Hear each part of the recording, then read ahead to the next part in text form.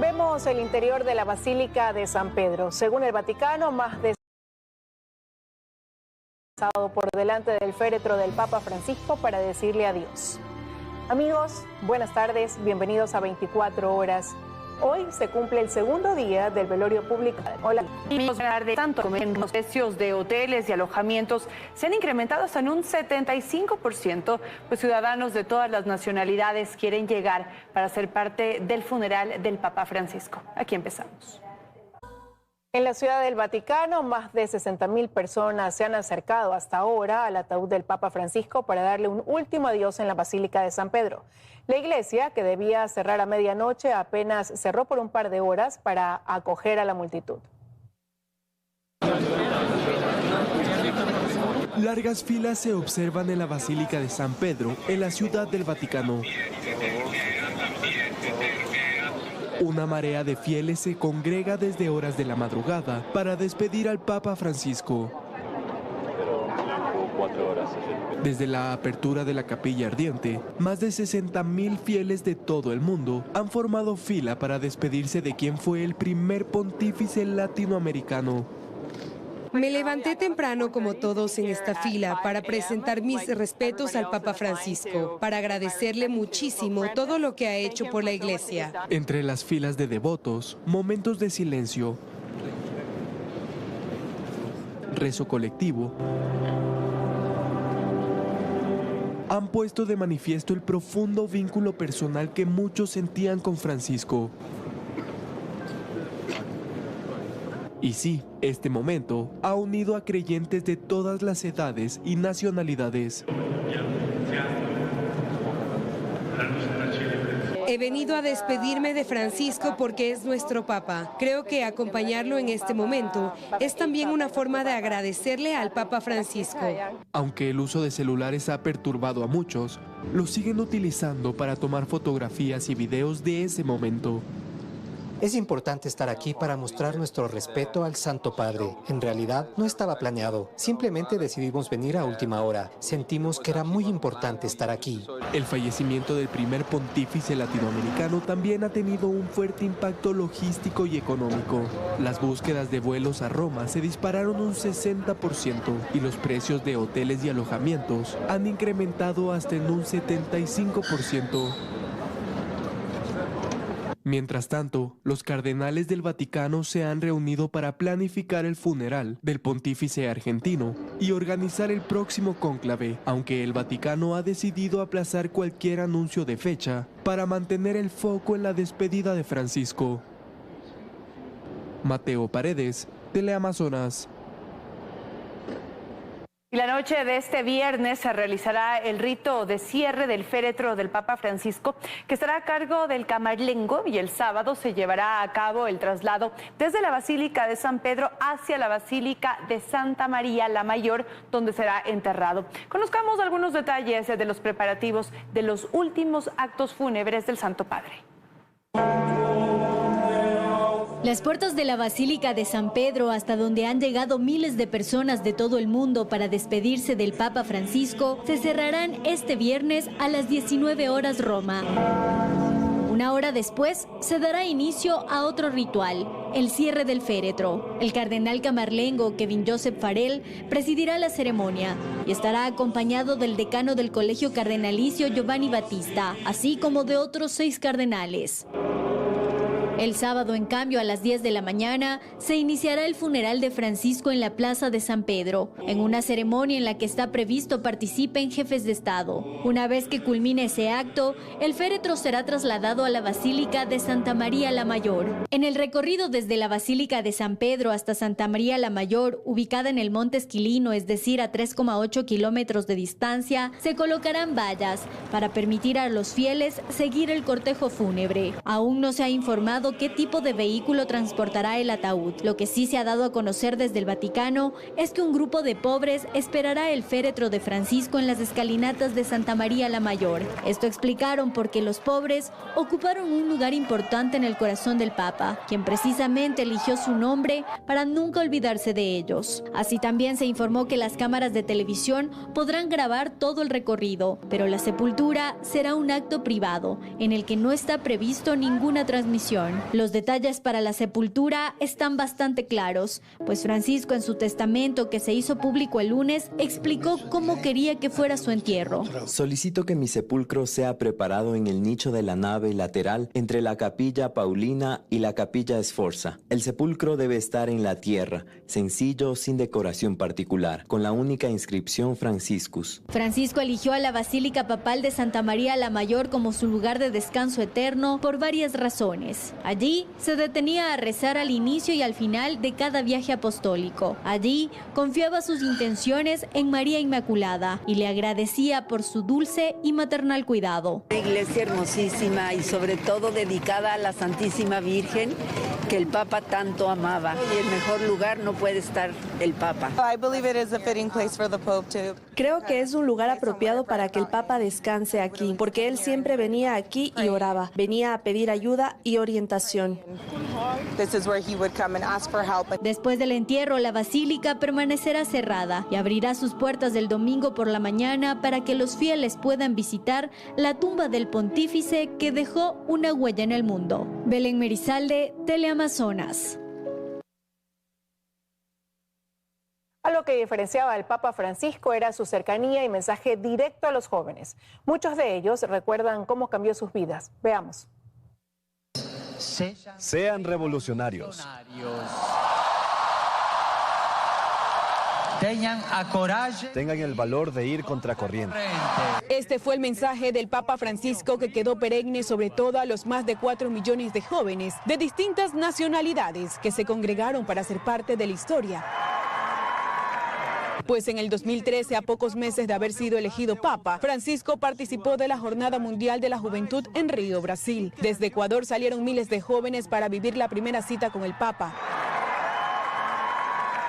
Nos dio muchos mensajes el Papa, pero sobre todo los vivió él. Con lágrimas en sus ojos y con sentimientos encontrados, Lisette Floril nos comenta cómo fue el momento exacto que vio a Francisco. Papá móvil venía así y literal estuvo a 5 metros de nosotros, nos saludó, nos bendijo y se fue.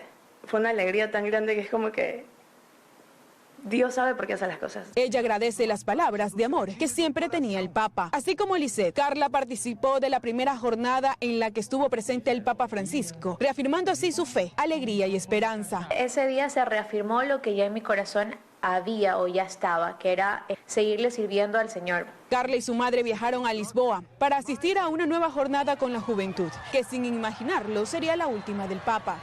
Pero del primero que decía, vayan y busquen, en esta última nos envió a que echemos raíces. Mientras, Sheila Brosel recuerda cómo recibió la liturgia del Papa. El que me llegó fue: jóvenes, salgan las periferias, no se queden como que en un solo lugar. Cuando regresen, vayan a sus parroquias y den el mensaje. Francisco fue un gran maestro, pues compartió con jóvenes seminaristas. Uno de ellos fue el padre Anthony Cabrera, quien en los encuentros con el sumo pontífice reafirmó su vocación. Ver al Papa con su cariño, con su entrega, ya un ambiente de seminarista, era como un sentido, tengo que seguir esta vocación porque si Dios me ha llamado, voy a estar con él. Francisco se convirtió también en amigo y padre, aquel que con su rostro amable estrecha la mano de su hermano. Pude darle la mano viéndole a los ojos y es impresionante, ¿no? La paz, la serenidad, la tranquilidad que transmitía. Fueron muchos los discursos con mensajes profundos con los que el Papa Francisco logró tocar los corazones de miles de fieles. Erika Vera, Teleamazonas. ¿Y quién será el sucesor de Francisco? Esto es algo que se conocerá cuando el cónclave se reúna. Mientras tanto, la muerte del pontífice invita a mirar hacia atrás para ver la evolución del papado en un periodo marcado por la globalización, la modernización y las guerras. Estos son algunos de los últimos papas de la Iglesia Católica. Los papas dejaron su marca personal en aproximadamente 62 años de historia, marcada por reformas, controversias, cambios, transformaciones y la evolución del mundo actual. El último papa electo de la Iglesia Católica fue Francisco. Jorge Mario Bergoglio fue el papa 266 de la Iglesia desde el año 2013. De origen argentino y perteneciente a la Orden de los Jesuitas, su nombre papal fue Francisco, en honor a San Francisco de Asís, conocido por su su humildad y austeridad. Durante su pontificado, Francisco tuvo una visión de una iglesia inclusiva, enfocándose en los más necesitados y preocupándose por el medio ambiente.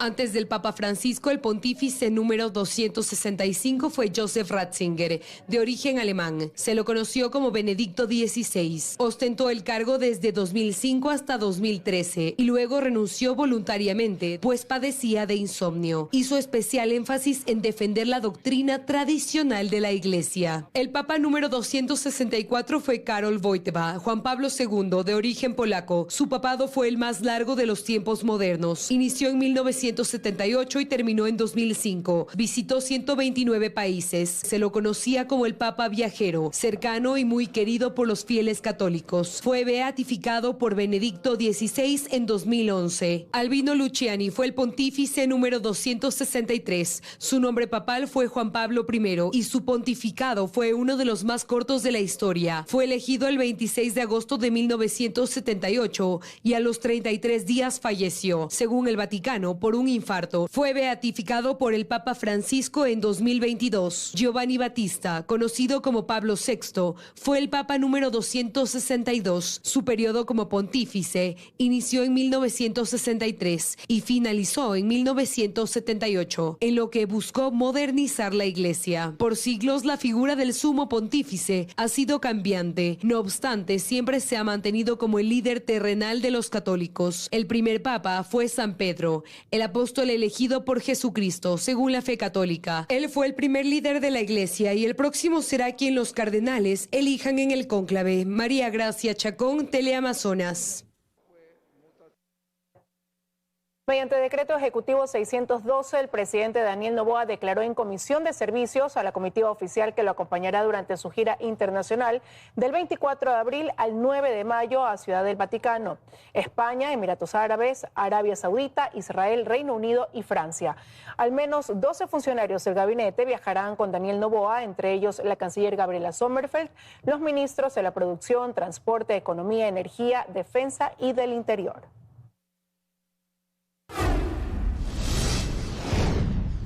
Y con un nuevo periodo presidencial por delante, se esperan varios cambios en el gabinete ministerial. Los ministros de Salud, Edgar Lama, y de Trabajo, Ivonne Núñez, fueron los primeros en poner a disposición sus cargos. Nuestra compañera Daniela Valencia se encuentra en los exteriores del Palacio de Carondelet, en el centro de Quito, y desde allí nos amplía la información. Hola, Dani, adelante. ¿Qué tal? Así es, se avecinan nuevos cambios en el gabinete ministerial y otros espacios del Ejecutivo. Ustedes lo han dicho, en menos de 24 horas, 2 ministros presentaron un documento al presidente de la República dejando a su disposición sus cargos. Conversamos con la ministra de Trabajo, Ivonne Núñez, quien aseguró que esta es una decisión personal, pues ya cumplió una etapa, que el presidente no ha solicitado aquello a sus ministros, pero que todo el gabinete se ha sumado a esta decisión de dejar a libre disposición su permanencia en las diferentes carteras de Estado. Nosotros les hemos preparado un reportaje al respecto. Veamos. A 10 días de las elecciones de segunda vuelta, el gabinete ministerial parece prepararse para lo que será la transición a un nuevo periodo presidencial.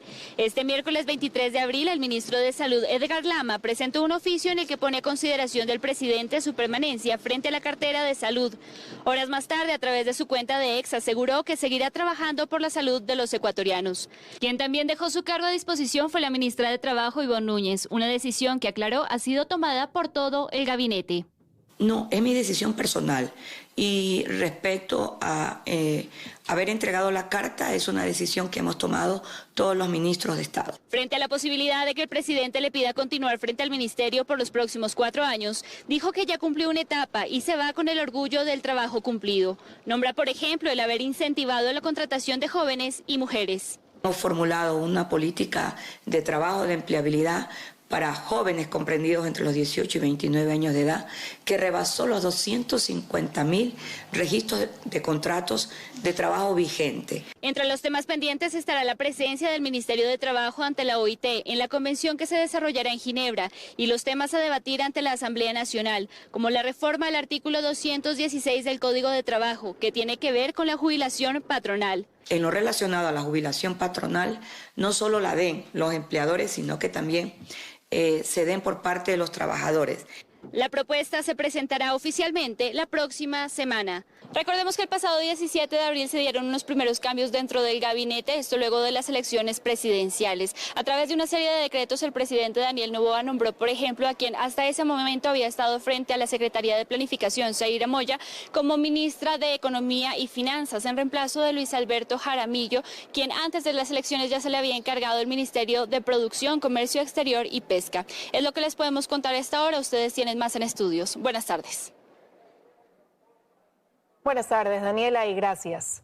El Consejo Nacional Electoral aprobó los resultados numéricos de la segunda vuelta tras negar 5 reclamos de la Revolución Ciudadana y 4 pedidos de nulidad.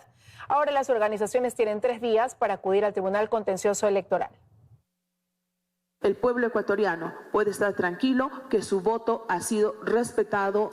Fue con 4 votos a favor que este jueves el Consejo Nacional Electoral aprobó los resultados numéricos de la segunda vuelta. Tras analizar el escrutinio de las 24 provincias y 3 circunscripciones del exterior, se determinó que el binomio de Daniel Noboa y María José Pinto fue el ganador. Los resultados son: Luisa González con un total de 4.683.260 votos, equivalentes al 44,37%. Daniel Noboa con un total de 5.870.618 votos, equivalentes al 55,63%. El Pleno lo hizo luego de negar los 5 reclamos de Revolución Ciudadana, en el que se denunciaron unas 14.823 actas con inconsistencias e incluso otros 4 pedidos para anular las elecciones que se presentaron en medio de la audiencia pública de escrutinios.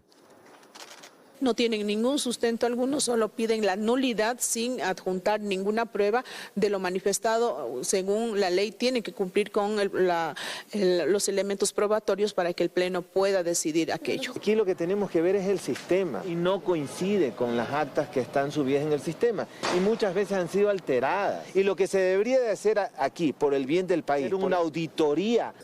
Ahora las organizaciones políticas tendrán un plazo de 3 días para impugnar la resolución ante el CNE o al Tribunal Contencioso Electoral. Tiene también 2 días que pueden ser impugnados y al tercer día incluso podrían ir al Tribunal Contencioso Electoral. Para nosotros poder entregar credenciales debemos tener la certificación tanto del Consejo Nacional Electoral como del Tribunal Contencioso Electoral que no existen recursos pendientes.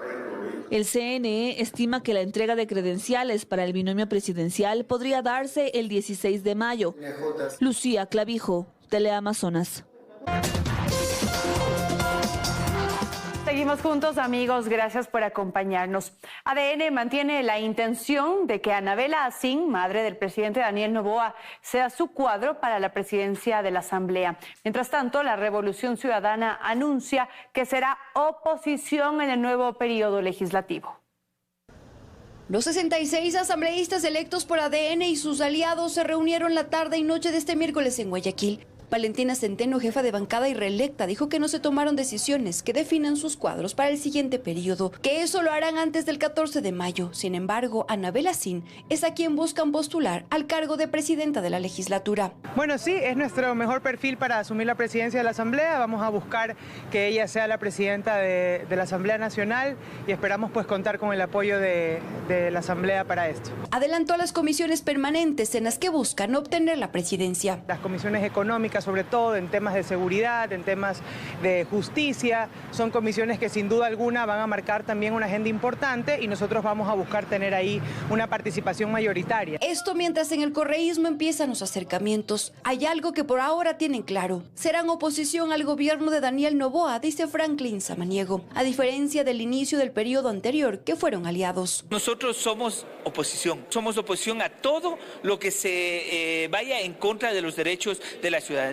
Recuerde usted, y hay que alertarle a la ciudadanía en este momento, sabemos que hay acercamientos con el Fondo Monetario Internacional, todavía no se cumplen todos los acuerdos o los compromisos de este gobierno en el acuerdo anterior. En la mitad están los independientes y Pachacutic. Carmen Tiupul fue reelecta por esta organización política y sin dar mayores detalles, dicen que siguen negociando. Estamos en el proceso de diálogo al interior del movimiento Pachacuti. Hay una persona responsable para emitir esa información y en su debido tiempo lo haremos público. La próxima semana será crucial crucial, aseguran, pues el trabajo legislativo está por terminar y los acercamientos se darán fuera de aquí de cara a la nueva asamblea y su conformación. En Quito, Karen Aro, Teleamazonas. Por cuarta ocasión, el Consejo de la Judicatura no tuvo quórum para reinstalar la sesión del Pleno y aprobar el reglamento de selección de jueces constitucionales. Las pugnas entre los vocales continúan.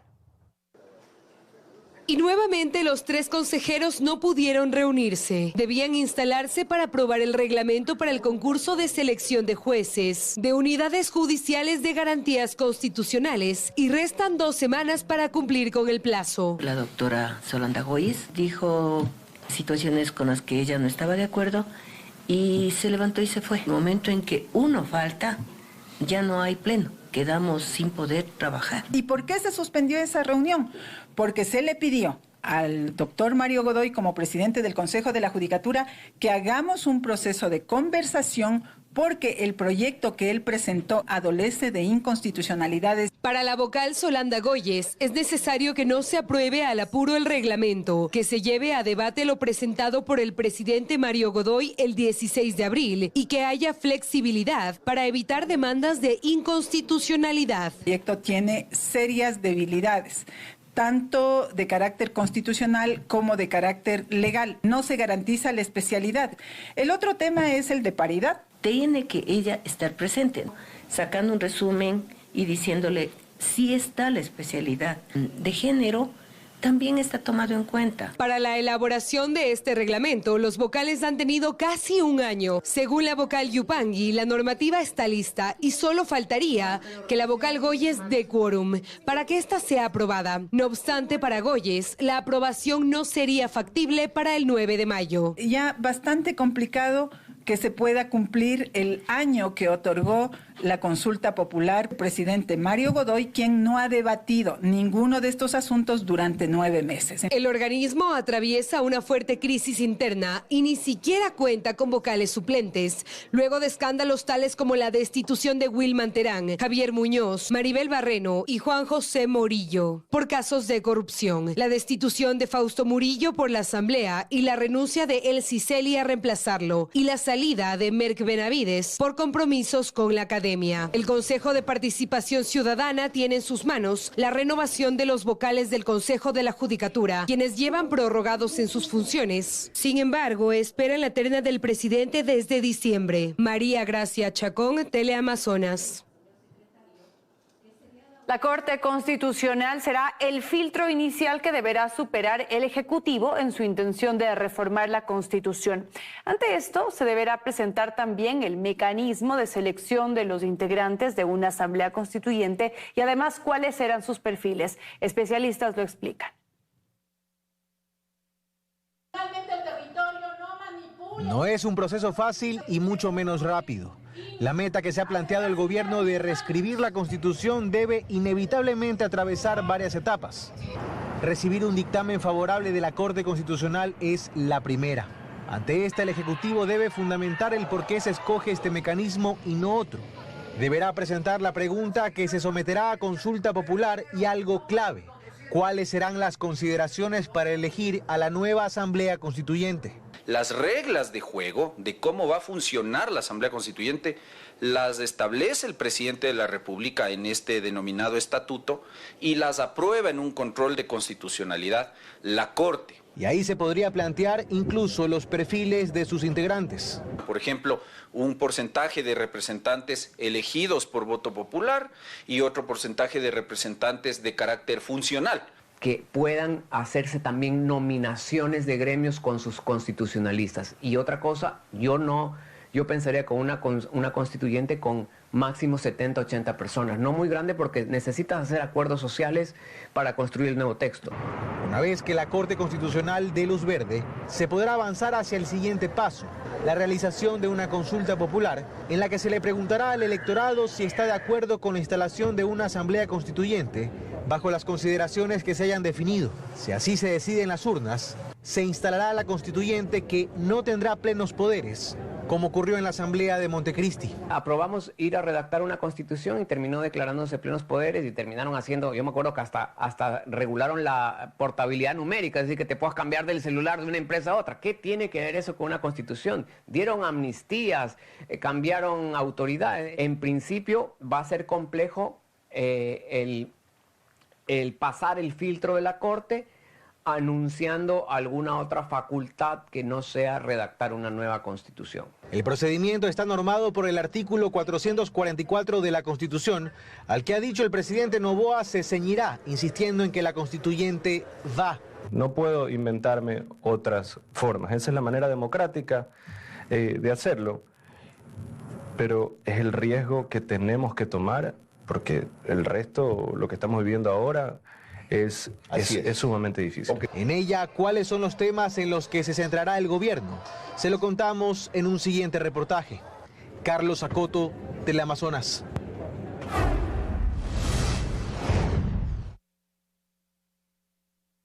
Se cumplen 600 días de la invasión del grupo terrorista Hamas a Israel.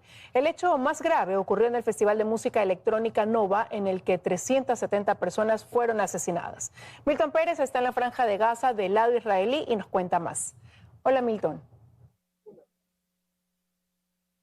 Hola, ¿qué tal, amigos en el Ecuador? Buenas tardes. Estamos cerca de la Franja de Gaza en Israel.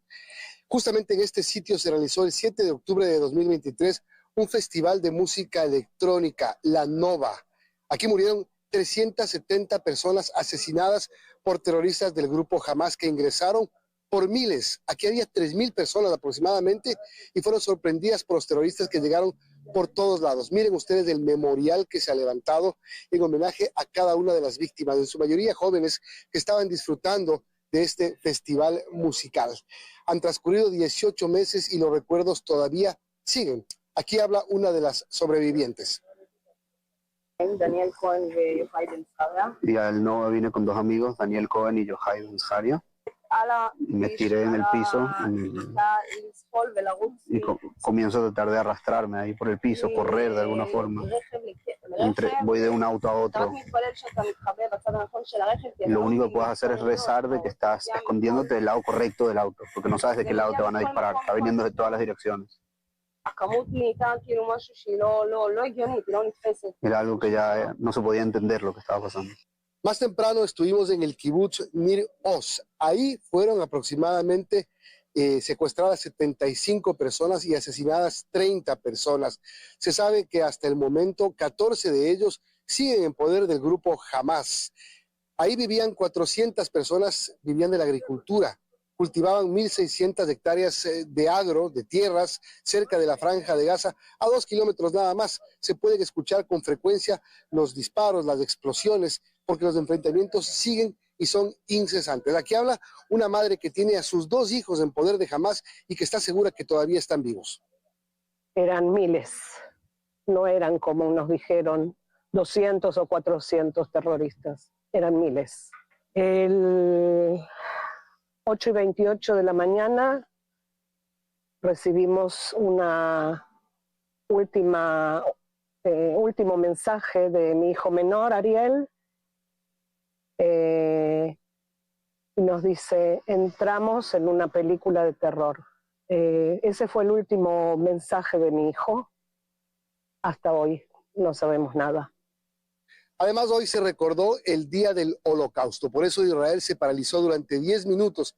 A las 10 de la mañana en todo el país sonaron las alarmas. Escuchemos.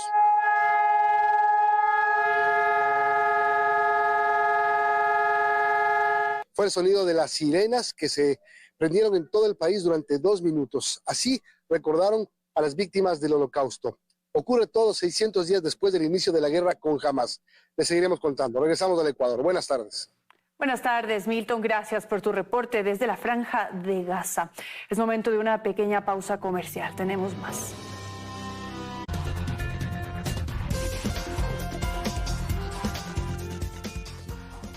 Estamos de regreso con más. Petroecuador y la empresa privada MB Refinerías S.A.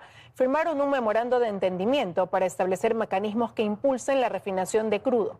Esto mediante la construcción de una refinería de conversión profunda en la provincia de Santa Elena con una inversión de 3.6 billones de dólares. Según el Ministerio de Energía y Minas, este proyecto generará más de 5.000 plazas de trabajo durante los próximos 4 años. El bloque de seguridad tras el operativo Apolo 14 encontró un centro de fabricación de municiones del crimen organizado en el sur de Guayaquil. Durante estas intervenciones, 17 personas fueron detenidas por diversos delitos, 2 de ellas con boletas de captura por narcotráfico. Las operaciones del bloque de seguridad arrancaron la noche del miércoles y se extendieron hasta la madrugada de este jueves con intervenciones por tierra y aire en los sectores del Guasmo, La Floresta y la Cooperativa Unión de Bananeros, puntos conflictivos del sur de Guayaquil, donde fueron capturados 17 miembros de bandas terroristas, 2 de ellos con boletas de captura por narcotráfico y 3 menores de edad. También 3 centros de rehabilitación clandestinos fueron allanados. Ahí reclutan a la gente y en las noches la liberan para atemorizar, extorsionar a la gente en los diferentes barrios. En estos centros clandestinos, 55 consumidores fueron retenidos para investigaciones y posteriormente entregados a sus familiares. Durante estas intervenciones, un hallazgo que llama la atención y preocupa a las autoridades. Estructuras terroristas presentes en el sur de Guayaquil están fabricando sus propias municiones, entre estas balas para fusiles de guerra, al igual que cartuchos para escopeta. La primera vez que nos encontramos con que están ellos elaborando las municiones y de alto calibre, y eso es un tema que el eje investigativo va a trabajar para encontrar los diferentes lugares que tenemos aquí en el país. Munición de guerra que prácticamente traspasaría los chalecos balísticos que tenemos en este momento. Además de las municiones ensambladas en Guayaquil, se hallaron 5 armas de fuego, más de 70 explosivos caseros utilizados para atemorizar a propietarios de negocios extorsionados y 30 tricimotos fueron retenidas. Los tricimotos son utilizados por los grupos delictivos como formas de financiamiento a las operaciones que ellos tienen. En paralelo, la Policía Judicial capturó a 3 delincuentes, autores del robo a un local de electrodomésticos, del que se llevaron mercadería valorada en más de $20,000. Ricardo Alcíbar, Teleamazonas.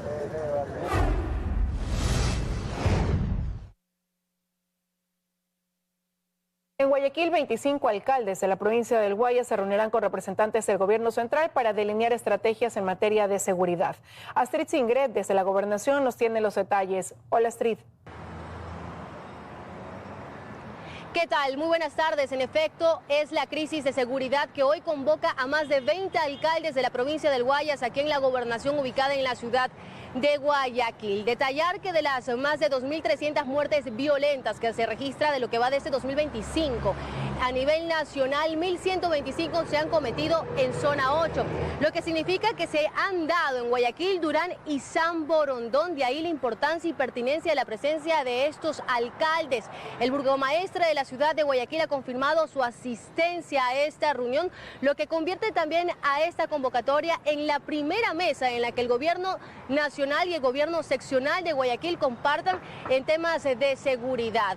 También indicar que ese no será el único punto que pues convoque a estos alcaldes, también se tocará el tema invernal, y de ahí que el secretario de Gestión de Riesgos pues dará luego de esa reunión que se tiene previsto que inicia a las 2 de la tarde una rueda de prensa para también conocer los puntos para poder frenar los impactos o por lo menos amortiguar los impactos del invierno que está ocasionando en zonas específicas a nivel de costa. Esa es la información a esta hora de la tarde. Nosotros tendremos detallado también los pormenores de esta reunión en nuestra emisión estelar. Tengan muy buena jornada. Lo mismo para ti, muchas gracias.